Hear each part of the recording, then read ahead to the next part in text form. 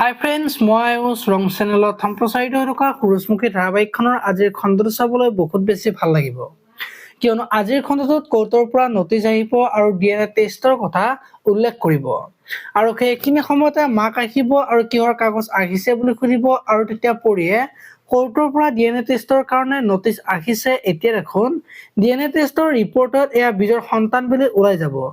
তাৰপিছত মোৰ জানো কিবা অধিকাৰ থাকিব বুলি ক'ব আৰু তেতিয়া মাকে সন্তানৰ ওপৰত মাকতকৈ কাৰোৰে অধিকাৰ নাথাকে বুলি কোৱা দেখিবলৈ পাব। এইফালে আকৌ শেৱালীয়ে দেউতাকে টিউচন কৰিবলৈ ওলোৱা কথাটো পৰিৰ আগত ক'বলৈ ওলাব আৰু সেইখিনি সময়তে পুৱতি আহিব আৰু বাক যিকোনো কথা কৈ ডিষ্টাৰ্ব নকৰিবা, নহ'লে তাই শাহুৱেকৰ আগত আমাৰ ঘৰখনৰ সন্মান নোহোৱা হৈ যাব বুলি কোৱা দেখিবলৈ পাব। এইফালে আকৌ ত্ৰিদীপে যে সোণক বিচাৰি উলিয়াব নোৱাৰাৰ কাৰণে চিন্তা কৰি থাকিব আৰু দেউতাকৰ ওচৰত গৈ সোণক বিচাৰি উলিয়াব নোৱাৰাৰ কাৰণে দুখ কৰা দেখিবলৈ পাব।